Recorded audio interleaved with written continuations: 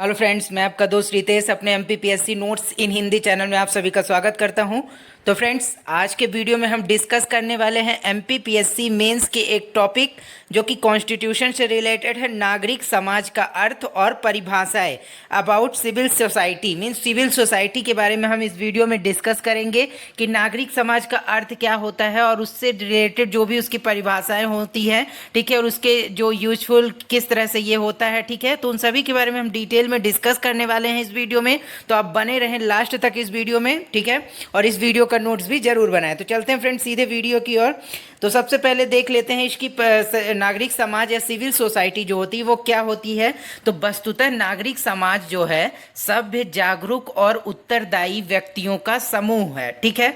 मतलब कि जो पूरी तरह से समाज में सभ्य व्यक्ति होते हैं, किसी भी प्रकार से जो लड़ाई झगड़े वगैरह में यकीन नहीं करते हैं या फिर अपने कार्यों के प्रति जागरूक होते हैं, उत्तरदायी व्यक्तियों के मतलब जो उत्तरदायी होते हैं अपने कार्यों कर्तव्यों के प्रति, और इनके समूह को जो होता है ये नागरिक समाज कहलाते हैं, ठीक है। इस अर्थ में वह राज्य से भिन्न हो जाता है क्योंकि राज्य के अंतर्गत समस्त संगठित और असंगठित क्षेत्र आता है, जबकि सभ्य समाज के अंतर्गत मात्र संगठित, मतलब कि क्या है कि जो राज्य के अंतर्गत होता है, कोई भी राज्य है उसके अंतर्गत जो सभी प्रकार के समाज के लोग आते हैं, जैसे संगठित और असंगठित क्षेत्र वो सभी प्रकार के आते हैं, लेकिन जो एक सभ्य समाज होता है उसके अंतर्गत क्या मात्र संगठित क्षेत्र ही आते हैं, जिसमें कि केवल सभ्य लोग रहते हैं, अपने अपने कर्तव्यों एवं अपने उत्तरदायित्वों के प्रति जागरूक होते हैं, ठीक है। तो उसके सभ्य समाज के अंतर्गत वही लोग आते हैं, ठीक है। और राज्य के अंतर्गत अनुत्तरदायी और चोर सभी किस्म के लोग आते हैं, जबकि सभ्य समाज में मात्र उत्तरदायी और उचित विधिक काम करने वाले आते हैं। मतलब राज्य में चोरी करने वाले लोग भी, लड़ाई दंगा लूटपाट ये सभी करने वाले लोग भी हो सकते हैं, लेकिन एक सभ्य समाज के अंदर केवल कानूनी तौर पर और जो है सभ्य रूप से ही व्यवहार करने वाले लोग ही रहते हैं, ठीक है। और राज्य के पीछे मुख्य भूमिका नागरिक समाज की ही होती है। मतलब कि जो राज्य है, कोई भी मान लीजिए राज्य है, तो उसके पीछे की जो महत्वपूर्ण भूमिका होती है वो नागरिक समाज की होती है, क्योंकि जो कोई भी राज्य है वहाँ जिस तरह से दोनों किस्म के लोग रहते हैं, लेकिन जो नागरिक जो है सभ्य लोग एक समाज होता है हर राज्य में, तो वो उसी के कारण जो है राज्य की प्रगति बढ़ती, राज्य जो है प्रगति की ओर अग्रसर होता है। अदरवाइज यदि कोई ऐसा व्यक्ति रह रहा है उस राज्य में जो कि द्वेष भावना या फिर लड़ाई झगड़े मारपीट इन सभी चीज़ों में विश्वास करता है, असभ्य प्रकार का है, तो इससे क्या होगा कि राज्य गलत दिशा में चला जाएगा। लेकिन क्या होता है कि जो नागरिक समाज के लोग होते हैं, सिविल सोसाइटी के लोग, सभ्य समाज के, ये ऐसे प्रयास करते हैं जिसके कारण राज्य जो है विकास की ओर अग्रसर हो और राज्य में किसी भी प्रकार की जो कमी ना हो किसी भी लोगों को, ठीक है। और ऐसे काम करते हैं जिससे राज्य प्रगति की ओर हमेशा अग्रसर रहे, ठीक है। तो इसके बाद नागरिक समाज की अब विशेषताएं देखते हैं कि नागरिक समाज जो होता है या फिर सिविल सोसाइटी, उसकी विशेषताएं कौन कौन सी होती हैं। तो यह संगठित समाज को दर्शाता है, जिसमें कि संगठित समाज क्या मतलब कि जिसमें लोग आपस में एक दूसरे से जुड़े रहते हैं, एक दूसरों की भावनाओं की कद्र करते हैं, या किसी की एक दूसरे की ज़रूरत होने पर तो वो उनके साथ में रहते हैं, ठीक है। तो किसी को एक दूसरे की कमी नहीं होने देते हैं किसी भी चीज़ की, ठीक है। तो यह संगठित समाज को दर्शाता है। इसमें वे समूह आते हैं जो राज्य और परिवार के मध्य होते हैं, अर्थात नागरिक समाज राजनीतिक और प्राकृतिक समाज के मध्य का समाज है। मतलब कि जो नागरिक समाज या सिविल सोसाइटी होता है वो राजनीति और जो प्राकृतिक समाज होता है, राजनीतिक समाज और प्राकृतिक समाज के मध्य का समाज होता है। मतलब इन दोनों में ही तालमेल करके रखता है, ठीक है। और यह विचारों में स्वतंत्र समाज होता है। मतलब यहाँ के लोग जो सभ्य समाज के लोग होते हैं किसी भी प्रकार का अपना स्वतंत्र विचार रख सकते हैं, ठीक है। मतलब नागरिकों में कोई पाबंदी नहीं होती है, ठीक है। कि जैसा कि मान लीजिए कि कोई तानाशाही जो समाज है, तो वहाँ पर कोई एक तानाशाह होगा जो किसी भी सोच विचार पर पाबंदियाँ लगाता है, लेकिन जो एक नागरिक समाज या सभ्य समाज होता है या फिर सिविल सोसाइटी, तो वहाँ पर विचारों की लोगों को स्वतंत्रता होती है समाज में, ठीक है। इसके बाद इसलिए यह प्रगतिशील समाज होता है। अब जब इतनी सारी चीज़ें यहाँ पर होती हैं कि लोगों को अपनी भावनाओं को, विचारों को व्यक्त करने का जो आज़ादी होती है, कोई भी कार्य करने के लिए लोग आज़ाद होते हैं, ठीक है। तो इससे क्या होता है कि समाज की जो है, इस समाज की प्रगतिशील समाज ये होता है, ठीक है, लगातार प्रगति की ओर अग्रसर रहता है। और इसके द्वारा सत्ता की निरंकुशता पर अंकुश लगता है। मतलब कि जब ये नागरिक समाज जो होता है या सिविल सोसाइटी, ये सभी क्या करते हैं कि जब कोई भी व्यक्ति निरंकुश रूप से सत्ता पर कायम हो जाता है, जो कि गलत काम कर रहा है, किसी भी प्रकार से लोगों के हित में काम नहीं कर रहा है, तो ये ऐसे सिविल सोसाइटीज़ वगैरह क्या करती हैं, कई लोगों को ग्रुप बनाकर और जैसे कि अपने संगठन में ही ऐसी सत्ता पर नियंत्रण रखने का कार्य ये करती हैं, अंकुश लगाने का कार्य करती हैं, ठीक है। और यह बौद्धिक रूप से उन्नत होता है और यह जनमत का निर्माण करता है, जब क्योंकि ये ऐसे समाज होते हैं, क्योंकि यहाँ पर काफ़ी लोग एक साथ जुड़े होते हैं ऐसे समाजों में, तो इससे क्या होता है कि एक जनमत का निर्माण होता है। यदि किसी भी प्रकार का सरकार के द्वारा या फिर किसी भी सत्ता पर जो दल बैठा हुआ है, तो उसके द्वारा किसी प्रकार के गलत निर्णय लिए जा रहे हैं, यदि या कोई भी समाज का अन्य तबका गलत कार्य करने की कोशिश कर रहा है, तो ये नागरिक समाज जो होते हैं क्या करते हैं, एक जनमत का निर्माण करते हैं और उस चीज़ का विरोध करते हैं यदि कोई चीज़ गलत हो रही होती है तो, ठीक है। और अतः यह एक नैतिक और मूल्य आधारित प्रणाली है। मतलब कि किसी भी प्रकार के जो नैतिक और मूल्यों पर लिए जाने वाले निर्णयों, इसके आधार पर यहाँ पर लिए जाते हैं, ठीक है। इसके बाद देखते हैं कि नागरिक समाज की भूमिका। नागरिक समाज जो होता है उसकी भूमिका क्या क्या है, तो समानता आधारित सार्वजनिक कल्याण को प्रेरित करना। मतलब कि लोगों में जो इसका जो भूमिका सबसे महत्वपूर्ण क्या होती है कि समानता आधारित सार्वजनिक कल्याण। मतलब कि सभी लोग, जितने भी लोग हैं, उनमें समान जो है व्यवहार हो, समान रूप से वो एक दूसरे के विकास की बातें सोचे। जैसे मान लीजिए कोई भी समाज में नागरिक बहुत सारे लोग रहते हैं, तो ऐसा ना हो कि कोई जो नागरिक उस समाज में रह रहे हैं तो वो कुछ लोगों के बारे में ही सोचें या अपने हित के बारे में सोचें, ऐसा नहीं होना चाहिए।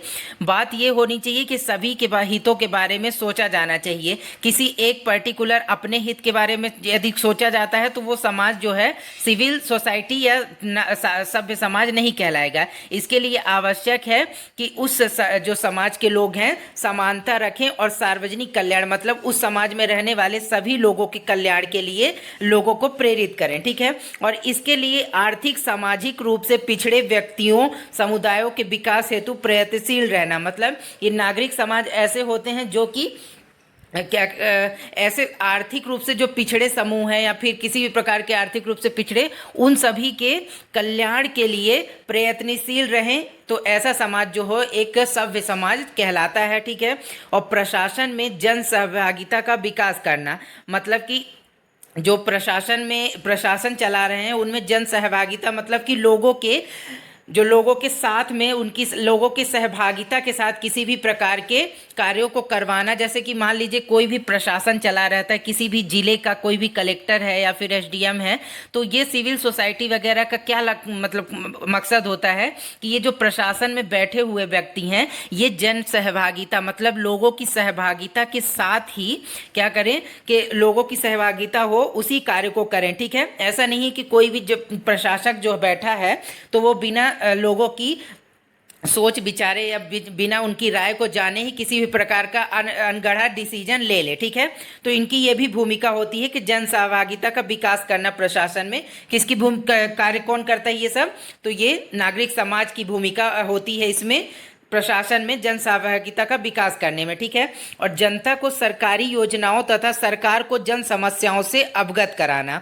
मतलब कि जो जनता को सरकारी योजनाएं, कोई भी जनता, जैसा कि भारत में कितने ही सारे लोग रहते हैं, ठीक है, करोड़ों में भारत की अरबों में आबादी है, तो लोगों तक सरकार के द्वारा जो विभिन्न प्रकार की योजनाएं चलाई जा रही हैं, उन सभी को या फिर सरकार के योजनाओं से क्या समस्या होने वाली है, क्या फ़ायदा होने वाली है, इन सभी चीज़ों को से अवगत कराना। किसको अवगत कराना, तो जो लोग हैं जो कि जागरूक नहीं है, तो उन तक सरकार की बातों को पहुंचाना, सरकार की योजनाओं के बारे में जागरूक करना, ये सभी भी जो सिविल सोसाइटी होती हैं उनका कार्य होता है, ठीक है। और प्रशासनिक मशीनरी पर सामुदायिक जवाबदेही प्रणाली लागू करते हैं। इससे प्रशासन की निरंकुशता और भ्रष्टाचार पर रोक लगती है, ठीक है। मतलब कि ये जो सिविल सोसाइटीज होती हैं ये क्या करती हैं, सामुदायिक जवाबदेही प्रणाली लागू करती हैं कि मतलब यदि किसी भी प्रकार का प्रशासन या शासन के द्वारा किसी भी प्रकार का गलत डिसीजन लिया जा रहा है तो उनकी जवाबदेही होनी चाहिए, क्योंकि यदि जवाबदेही नहीं होगी तो कोई भी किसी भी प्रकार का डिसीजन ले लेगा। मान लीजिए कि कोई भी प्रशासनिक अधिकारी है, वो यदि जनता की बात को नहीं सुनता है तो वो मनमाने डिसीजन ले सकता है। तो ऐसे में सिविल सोसाइटी की भूमिका क्या होती है वहाँ पर कि इनको इस प्रकार से प्रशासन की जवाबदेही तय करना, ताकि यदि कोई भी डिसीजन लिया जा रहा है तो उसके यदि गलत परिणाम होंगे तो वो उसका जिम्मेदार प्रशासन ही होगा, ना कि कोई जनता होगी। ठीक है, तो ऐसा इसकी जवाबदेही तय करना किसकी भूमिका के अंतर्गत आता है, सिविल सोसाइटी की ही भूमिका के अंतर्गत आता है। ठीक है, और ये भ्रष्टाचार रोक लगाने में भी कई बार मदद करते हैं, प्रशासन को हितग्राही मूलक बनाते हैं तथा उनके माध्यम से प्रशासन का लक्ष्य समूह तय करने में आसानी हो जाती है। वे स्थानीय शासन को सशक्त बनाते हैं और उनके पूरक के रूप में कार्य करते हैं। ठीक है, और वे स्थानीय स्तर पर सार्वजनिक पहरेदार होते हैं और वे जनता में राजनीतिक प्रशासनिक चेतना उत्पन्न करते हैं, वे जनता की मांगों को संगठित करते हैं। मतलब क्या है कि ये क्या होता है कि स्थानीय स्तर पर जो भी मान लीजिए कोई नागरिक समाज या सिविल सोसाइटी है तो वो स्थानीय स्तर पर सार्वजनिक पहरेदार का मतलब क्या है कि किसी भी प्रकार की यदि सार्वजनिक संपत्तियां हैं मान लीजिए, तो उसे कोई भी यदि क्षति पहुंचा रहा है तो ये प्रयास करते हैं कि वो इसे क्षति ना पहुंचाया जाए और उसकी सार्वजनिक संपत्तियों की रक्षा करते हैं, ये एक पहरेदार के रूप में। ठीक है, और दूसरा क्या है कि ये जनता में राजनीतिक और प्रशासनिक रूप से चेतना उत्पन्न करते हैं कि अपने अधिकारों के प्रति सजग करते हैं कि जो भी जनता के अधिकार हैं जनता उनके प्रति सजग रहे और उन्हें पाने के लिए इच्छुक रहे। ठीक है, तो इस सभी के प्रति वे जागरूक करते हैं जनता को और वे जनता की मांगों को संगठित करते हैं। मतलब कि यदि जनता में कोई मांग उठ रही है तो उसे संगठित करने का कार्य भी ये करते हैं, जिससे संगठित होने पर मांगे क्या है सरकार के सामने या प्रशासन के सामने रखी जा सकें। ठीक है, इसके बाद नागरिक समाज के अंग कौन कौन से होते हैं। ठीक है, तो नागरिक समाज के अंग स्वयं सेवी संगठन, जैसा कि आपने एनजीओ सुना होगा।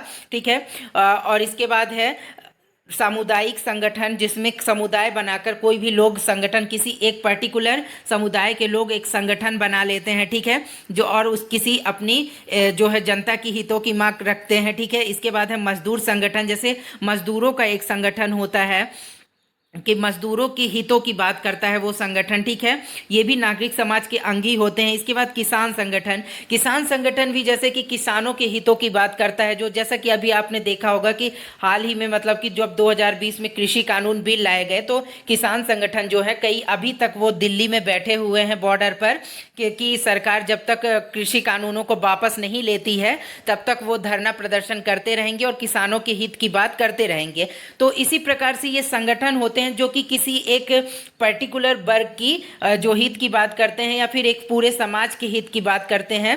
ठीक है, मजदूर संगठन है तो वो मजदूरों की हित की बात करेगा, किसान संगठन है तो वो किसानों के हित की बात करेगा। अब ठीक है, ऐसे ही महिला संगठन है तो वो महिलाओं के हित की बात करेगा, महिलाओं के हितों की रक्षा के लिए आवाज उठाएगा। ठीक है, और किसी भी प्रकार के यदि महिलाओं पर अत्याचार हो रहा है तो उससे क्या होगा, उससे महिलाओं की रक्षा करने की बातें करेगा। ठीक है, और सरकार से विभिन्न मुद्दों पर डिस्कस करेगा। ठीक है, और धार्मिक संगठन, अब धार्मिक संगठन है तो किसी मान लीजिए कोई एक धर्म जो है वो धार्मिक संगठन अपने धर्म का बना लेता है तो वो उस धर्म के प्रति हितैषी बना रहेगा और उस धर्म के प्रति यदि कोई गलत कार्य होता है, कोई गलत फैसले लिए जाते हैं तो वो क्या करेगा, वो संगठन उसके खिलाफ आवाज उठाता है। ठीक है, तो मतलब हर एक संगठन जो किसी पर्टिकुलर वर्ग के द्वारा बनाया जाता है, ठीक है, तो या तो वो अपने हितों को ध्यान में रखता है या फिर पूरे समाज के हितों को ध्यान में रखता है। ठीक है, इसके बाद देखते हैं कि सहकारी संगठन और व्यावसायिक एसोसिएशन। अब जैसे सहकारी संगठन होते हैं, ठीक है,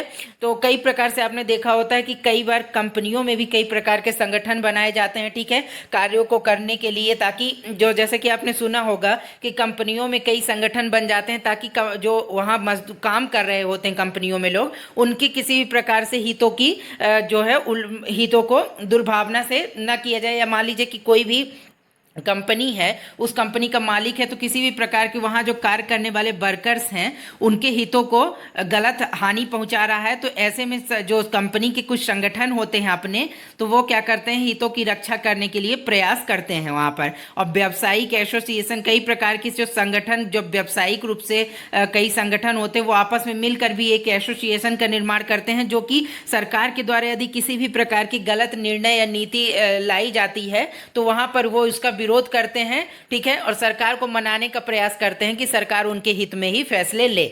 इसके बाद भारत में नागरिक समाज, भारत में नागरिक समाज की क्या कैसे भूमिका है, ठीक है, कैसे वर्क करता है वो देखते हैं।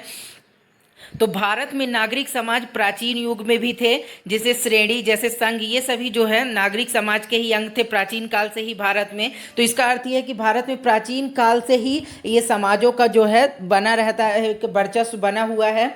और आधुनिक युग का जहाँ तक प्रश्न है, जो हाल में वर्तमान में भारत में पुनर्जागरण काल के दौरान धार्मिक सामाजिक अनेक संगठन अस्तित्व में आए, और लेकिन 1970 के बाद इनकी संख्या और स्वरूप में काफ़ी तेजी आई, ठीक है, मतलब कि बहुत तेजी से संगठन बनते गए, धार्मिक सामाजिक रूप से जो संगठन थे काफ़ी तेजी से ये बनते गए। और यद्यपि पश्चिमी समाजों की तुलना में भारतीय नागरिक समाज के इन संगठनों का अभी उतना विकास नहीं हो पाया, मतलब कि जितने जो संगठन होते हैं वो पश्चिमी समाज, यानी कि जो मान लीजिए जो वेस्टर्न साइड का देश है, जैसे कि अमेरिका वगैरह, यूरोप साइड, वहाँ जितने इस प्रकार के संगठन हैं, उतने संगठन जो है हितों की बात करने के लिए लोगों के, भारतीय समाज में उतने संगठन अभी तक विकास नहीं हो पाए हैं, ठीक है, उतनी ज़्यादा में नहीं है। अब देखते हैं सुशासन में नागरिक समाज की भूमिका, मतलब कि यदि सुशासन में सिविल सोसाइटी की क्या भूमिका होती है, ठीक है, तो उसके बारे में देखते हैं।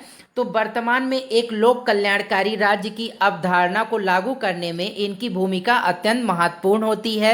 ये संगठन जनता से जुड़कर जनता की वास्तविक इच्छा को सरकार के सामने रखते हैं और शासन में जन भागीदारी को बढ़ावा देकर सुशासन की अवधारणा को लागू करते हैं, ठीक है। और पारदर्शिता की दिशा में मील का पत्थर माने जाने वाले सूचना का अधिकार कानून और सिविल सोसाइटी के सूचना अधिकार आंदोलन का ही परिणाम है कि इसके अलावा प्रसिद्ध लोकपाल बिल को पारित किया जाने में भी अन्ना हजारे के नेतृत्व में सिविल सोसाइटी ने अहम योगदान दिए हैं।